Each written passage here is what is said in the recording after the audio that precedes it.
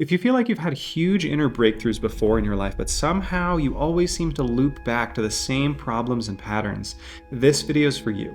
It's not because you're broken, and it's not because you don't want it enough. It's usually because there's a hidden part of you that's not on board with your plans. That part is what the famous psychologist Carl Jung liked to call the shadow. And if you keep ignoring it, then you'll keep recreating the same patterns in your life, even if you're putting in massive amounts of effort to try to transform.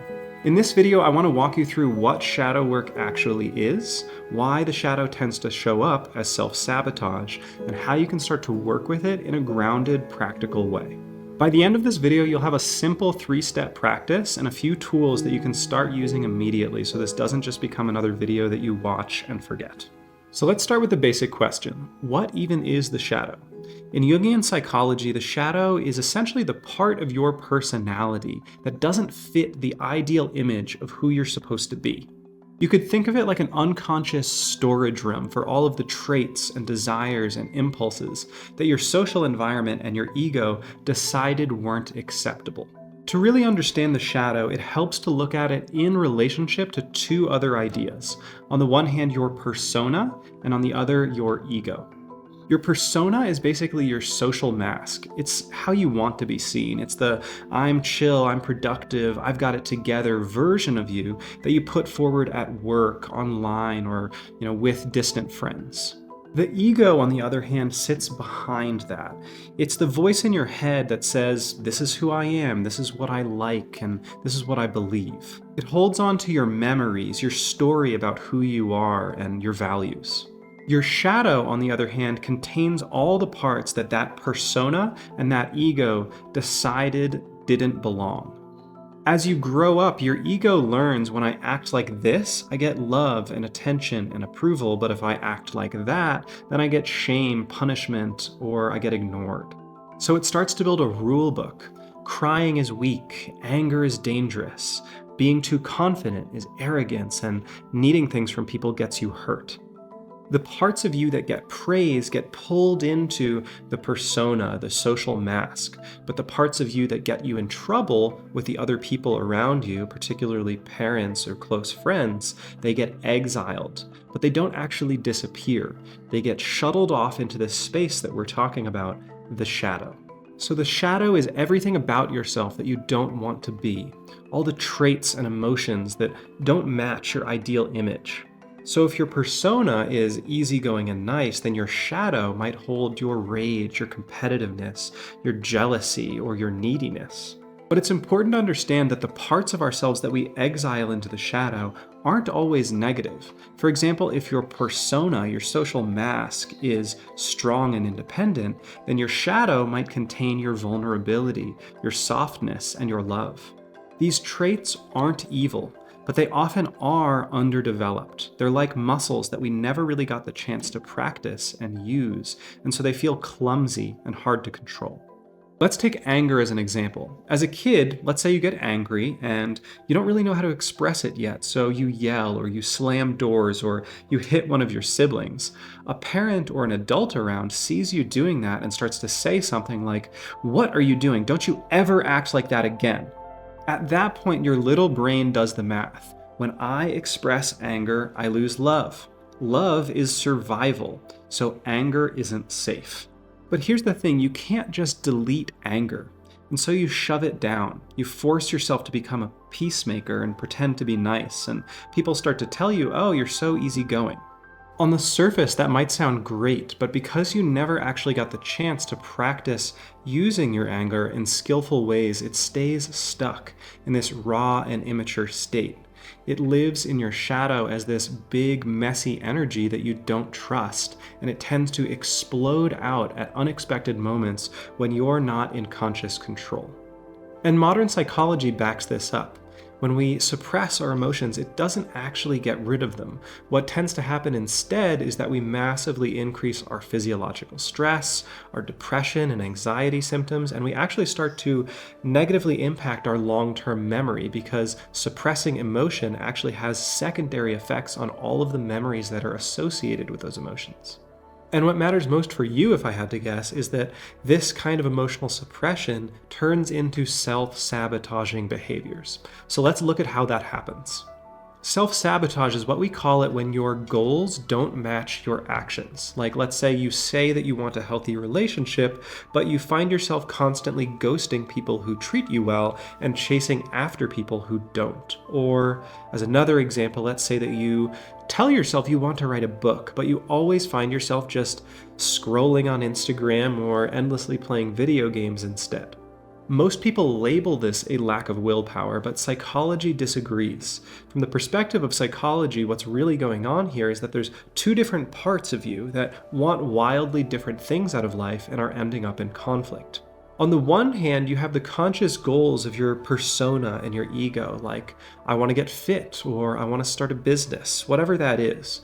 On the other hand, these unconscious elements in your shadow, they have their own goals that mostly revolve around protecting you from the kinds of pains that you experienced previously in your life. What's challenging about this situation is these unconscious elements are going to be pursuing those goals regardless of what your conscious self thinks or wants. What ends up happening is that your ego is stuck in the middle trying to manage both the goals of your persona, who's trying to put out a particular image of who you are in the world, while simultaneously trying to find a way to stay safe according to the needs and desires of these unconscious shadow elements. So you end up doing this weird compromise behavior that looks and feels a lot like self-sabotage. So let's go back to the anger example. On the one hand, your persona is trying to maintain this image in the world of being a low-maintenance, easygoing kind of person, whereas your shadow is containing all of the anger and boundaries that you've never expressed. So when a friend or a partner crosses a line, your persona says, oh, it's fine, don't worry about it, but inside your shadow is screaming that this isn't okay. Your ego is stuck in the middle trying to make both of them happy, so you don't explode at them, but you also start to ghost them a little bit. You get a bit passive-aggressive. You say you're going to go out and do something with them and then conveniently forget that it was going to be happening. You fantasize about leaving, but you never actually talk about what's going wrong. From the outside, that's self-sabotage of the relationship, but from the inside, that's the shadow saying, if I can't protect you directly, then I'm going to protect you any way that I can. It's the same thing with procrastination around big goals. On the surface, you want to write that book, you want to work on that project, and that's what your calendar says that you should go do. But when the moment comes, suddenly you need to clean your room, or watch one more video, or reorganize your Notion workspace. When your conscious goal is making progress, but your shadow's goal is avoid humiliation and never do anything that might prove I'm not good enough, then you end up constantly distracting yourself and no progress ever actually gets made. Procrastination isn't random, it's a protection. The brain often prefers a predictable kind of pain than any kind of risky, unpredictable growth. Predictability feels safer even when it hurts. It might look like I'm lazy, but it's actually something like, I've been hurt before when I've done this kind of thing, and I don't trust other people or myself with my vulnerability, so I'm going to keep my life small and contained and under control, thank you very much. The key thing to understand is that your shadow is not trying to ruin your life. It's trying to keep you safe using outdated rules. So then the question becomes, how do you figure out what your shadow is trying to protect you from, and how do you update those rules? And that's where shadow work comes into play.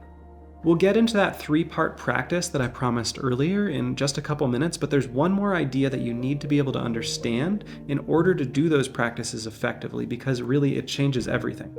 That idea is what we call in psychology integration. And the key point is this: we're not trying to eliminate these shadow elements, we're trying to return them back into your conscious sense of self so that they can restart that process of growth and maturation. You're trying to become a whole integrated self, where your conscious mind and your unconscious mind are able to work together like a team pointed in one direction. Take aggression, like we were talking about earlier. Raw, unchecked aggression absolutely can destroy things, but when it's integrated and allowed to mature, it can show up as clear boundaries, or as courage, or protection, or the willingness to stand up for what isn't right. So here's the key idea. A lot of what you believe today are your worst traits are actually your future best traits in an immature state. They're like undeveloped strengths stuck in the basement of your unconscious. Your neediness, for example, might actually be your capacity to deeply connect with other people, but because it got shamed at an early age, it now comes out sideways. Or your anger issues might actually be your capacity to protect yourself and others, but no one ever helped you to learn to use that in a safe and meaningful way.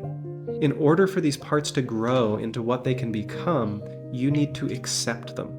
If you relate to them like enemies, then they're going to stay in this messy, immature state. But if you treat them as parts of yourself, that simply need a bit of guidance in order to become a contributing piece of your life, that's when you start to see real change in your inner world. So I want you to think of somebody who reliably annoys you. It doesn't really matter who it is. It can be a coworker, a friend of a friend, a family member, but think of the first person that comes into your mind who just brings up this feeling of annoyance, or like you want to roll your eyes at them. Now, for that person, I want you to finish this sentence. I hate that they're so blank. Whatever that is, maybe it's attention-seeking, or selfish, or controlling, or needy, or dramatic. Whatever the first word is that jumps into your mind, hold on to it. Now, once you've got that word, I want you to do something that might feel a little bit silly at first, and that is, I want you to pretend to be them for a moment. Like, imagine that you've been hired as an actor on a movie depicting their life. Stand up if you can and imagine you're stepping into their body. Allow yourself to exaggerate the way that they move, that they talk, and that they take up space. If the term was arrogance, maybe lift your chin a bit and stick out your chest and speak with your hands and imagine that you're right about everything that you say. Whatever it is, overdo it a bit and start to notice what happens in your body as you act out that role. Do you feel a rush of power or energy, or do you feel like a sense of shame, like, oh God, I have to stop this, this is way too much? Especially notice if there's this kind of mixture of, on the one hand, being deeply uncomfortable, but on the other hand, sort of feeling like this is nice. That combination of this kind of feels good, but I'm totally not allowed to be this way, is classic shadow territory. If you see something like that, you've just bumped into part of yourself that wants expression, but is bound up by a lifetime of rules that say, no, shut it down. Whatever feelings were produced by embodying that character, I want you to stay with them for a moment. Let go of this image of the person themselves, but stay with that feeling. And start to notice as you meditate on that feeling, if any kinds of images or memories from particular parts of your life start to spontaneously resurface. For example, you might start to remember a moment where you were a loud kid on the playground and were told to calm down, or a time where you were called selfish for asking for something, or a time that you got laughed at for trying to show off in school once. You might get quick, half-formed images like a parent's face, or a classroom scene, or an old breakup. Whatever they are, just let them pass through you and take note of what they are, like you're watching clips from an old movie.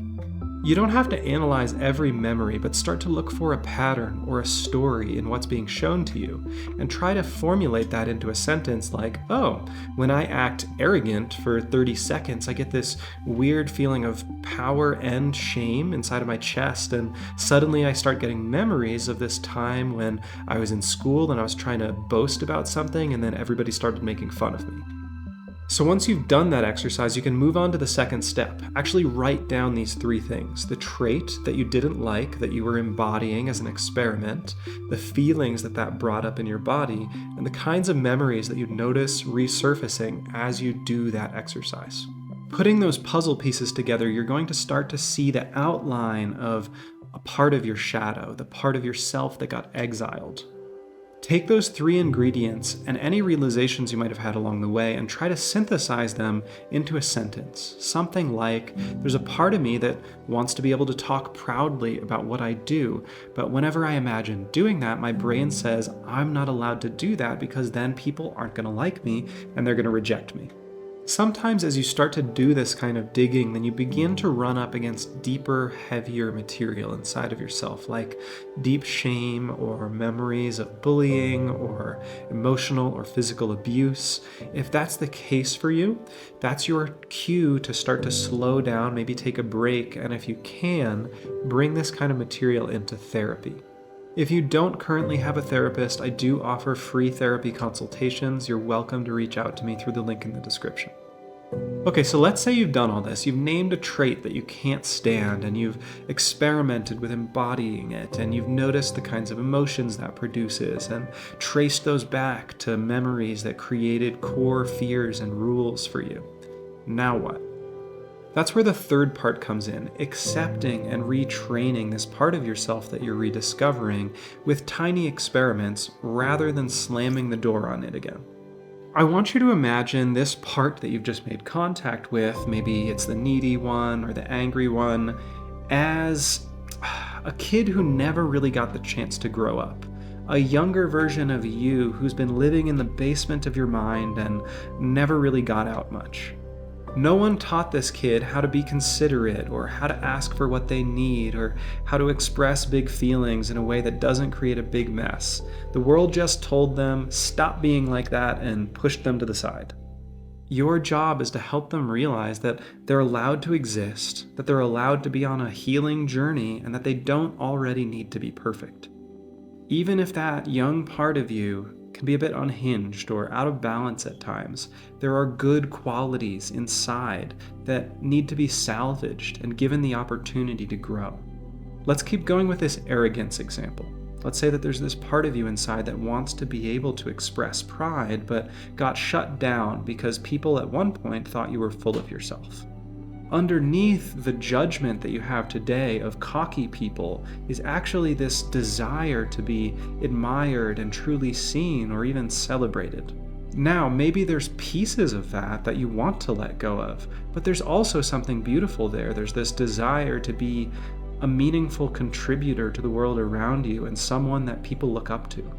Your job is to be the healthy parent that's able to help that little kid sort through the immature parts and the mature parts. And most importantly, to do it in a loving, compassionate way. Will it feel awkward sometimes? 100%. Are you going to overdo it at times? Absolutely. But this isn't failure. This is a required beginning step in order to start to develop this underused muscle or this part of you that never really saw the light of day. You're not trying to become a brand new person overnight. You're trying to become more honest with yourself and allow those parts that have been lurking in the shadows of the unconscious to come back into the fold of your conscious self. It's not going to turn you into the kind of person that annoys you today. Instead, it's going to enable you to salvage the best aspects of those parts of yourself that got exiled and use them in a way that serves both you and the world around you. All right, we've covered a lot, so let me tie it all together in a way that you can remember. You were born whole. As you grew, you learned that some parts of yourself were acceptable and other parts weren't. Those parts that were acceptable became your persona, the social mask that you want to show the world, and the parts that weren't acceptable became your shadow. Those exiled shadow parts didn't disappear. Instead, they started steering from the back seat whenever you went into a state of unconsciousness or whenever you got overwhelmed. And that's why you get stuck today in self-sabotage. It isn't because you don't care or because you're doomed to be stuck. It's because there's this scared, young, untrained part of yourself that's trying to protect you using old rules that worked at one point in your life but today are causing more harm than good. Shadow work is the way that you sit down with those young, scared parts and have a conversation with them about how they can protect you in a new way that doesn't come with all those unintended consequences. So be gentle with yourself. Imagine you're adopting this young kid, and you're all that kid's got, so be kind with them. All those bad parts that you've spent your life afraid of and wanting to get rid of might actually be the exact thing that you need in order to start living the life that you've always dreamed of.